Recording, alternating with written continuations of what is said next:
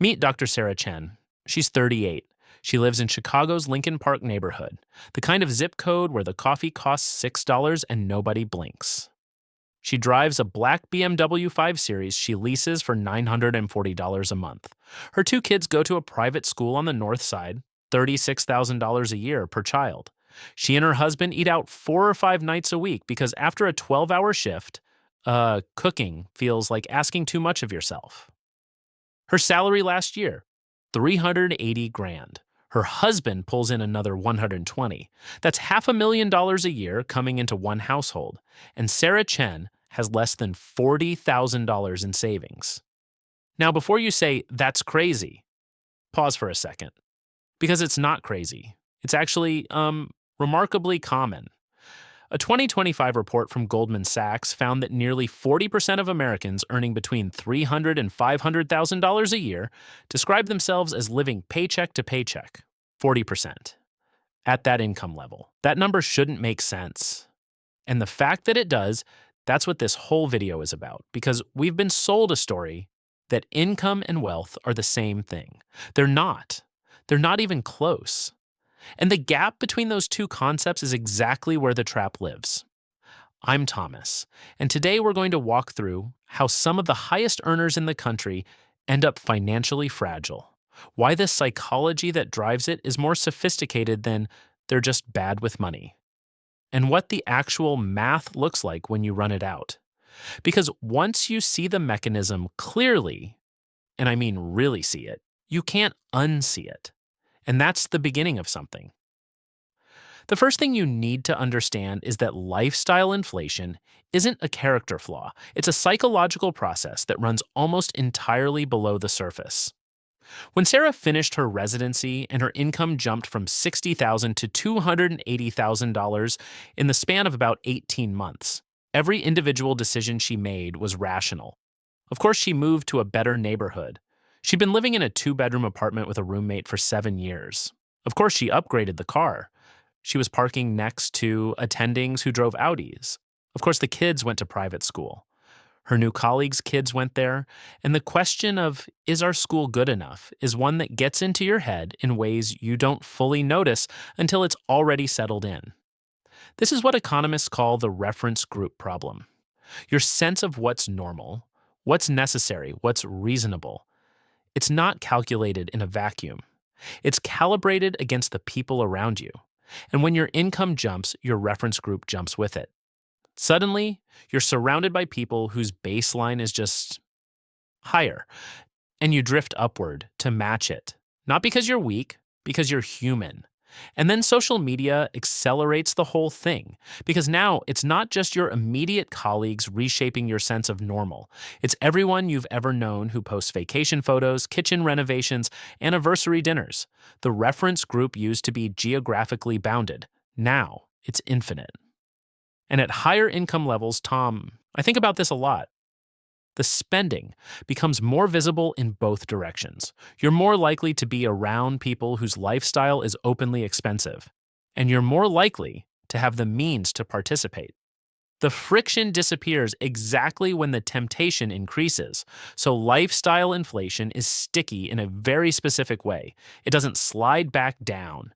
Each upgrade creates what I think of as a fixed cost ratchet. The private school isn't a monthly luxury you can turn off. It's a commitment to a community, a relationship, an identity. The neighborhood ties into the school district and the social fabric. The lease on the BMW auto renews. You don't sit down every January and consciously choose these things again. They just continue. And the combined weight of all these continued choices, that's the cage. Not any single one of them. Here's where I want to bring some data in that I think you'll find genuinely clarifying, and I want you to sit with it for a second. The Bureau of Economic Analysis has tracked the personal savings rate in America for decades. In 2024, the average American saved about 3.6% of their disposable income. 3.6. And if you run the numbers on high-income earners specifically, once you factor in taxes, housing costs, and expensive metros, private schooling, transportation, and the lifestyle maintenance spending that comes with that income bracket, The effective savings rate often looks similar, sometimes worse.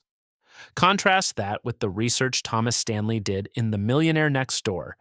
And if you haven't read it, the core insight will rearrange something in your head. Stanley and Danko found that the majority of actual millionaires in America live in middle class neighborhoods, drive modest cars, and save aggressively. They identified two types of people: prodigious accumulators of wealth, the PAWs, and underaccumulators of wealth, the UAWs. And here's the thing that I still find startling: a janitor earning $50,000 a year who saves 30% of their income can have a higher net worth than a cardiologist earning $400,000 who saves 2%. The math is ruthless about this. If this is resonating with you, the idea that income and wealth are two different games being played on two different boards, I'd love it if you subscribed and hit the like button. What we're doing here is building a community of people who want to actually understand money, not just earn more of it. And there's a difference. Now, let me show you what the math actually looks like, because I think numbers land differently when you run them out over time. Take two people, same income, $300,000 a year, same age, 35, same 7% average annual market return. One person saves 5% of their income, the other saves 30%. Over 20 years, same income, same market, same starting point, the person saving 5% ends up with roughly $850,000. The person saving 30%, just over $5 million. That's the same person, same life, same salary, same market. The only variable is how much they kept. And now think about Dr. Chen. Her BMW lease is $940 a month. Over the next 20 years, if that money were invested instead at 7%, it would be worth about $590,000. That's what the BMW is actually costing her, not $940 a month. $590,000. That's the hidden price tag that never appears on the lease agreement. This is the treadmill. You run faster, you earn more, you work more, you optimize more, and you stay in exactly the same place. Because the lifestyle expands to match the income. And the faster you run, the faster the treadmill moves. The Schwab Modern Wealth Survey from 2024 found that Americans believe you need around $2.5 million to be considered wealthy. But the average high-income earner in an expensive city, running the fixed cost ratchet I described, will take 30 or 40 years to accumulate that. If they ever do. Because the savings rate is the variable that actually moves the needle, not the gross income. The savings rate. I want to acknowledge something because I think it's real and it matters. If you earn $380,000 in New York City or San Francisco or Chicago, that's not the same as earning $380,000 in Kansas City. Cost of living is real. And some spending is genuinely values-based. Education, experiences, things that matter deeply to you and your family. I'm not here to tell you that private school is wrong or that you shouldn't drive a car you love. That's not the point. The point, and this is the question I want to leave in your head, is whether you chose that thing because it genuinely reflects what you value or because everyone around you made it the default. Those are two completely different decisions that can produce identical outcomes. One gives you peace, the other gives you the appearance of peace while slowly tightening the cage. What would change for Sarah Chen if she asked that question honestly? Not about everything at once. Just one category. The school costs $72,000 a year for two kids.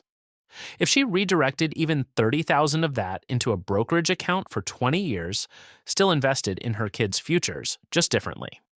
That's $2.3 million at 7%. That's optionality. That's the ability to say no to things, to take sabbaticals, to take risks, to walk out of situations that don't serve her anymore. Financial freedom isn't a number, it's a ratio. It's the relationship between what you earn and what you keep. And that ratio is within your control in a way that your income very often isn't. The escape route is genuinely simple, even if it isn't easy. Automate your savings before you see the money. Not save what's left. Save first, spend what remains. Set a rate. Even 15% applied consistently and automatically over 25 years on a high income produces outcomes that most people in that income bracket will never see because they never automated the decision. They left it up to willpower every month. And willpower is the worst savings vehicle ever invented. Your 55-year-old self is watching the decisions you make right now, not to judge them, just to live inside them. And the version of you at 55 who made the automated, boring, slightly uncomfortable financial choices at 38.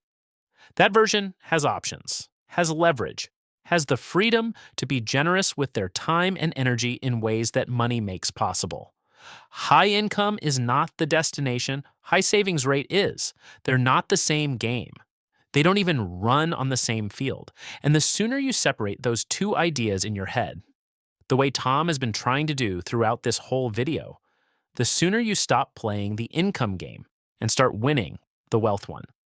Because Sarah Chen is not a cautionary tale. She's a person with an incredible salary and a genuinely open door. She just needs to see the door. And now, maybe you do too. Before we wrap, drop a comment and tell me, what's the one spending category in your life that you suspect might be running on autopilot rather than actual intention? I'm genuinely curious.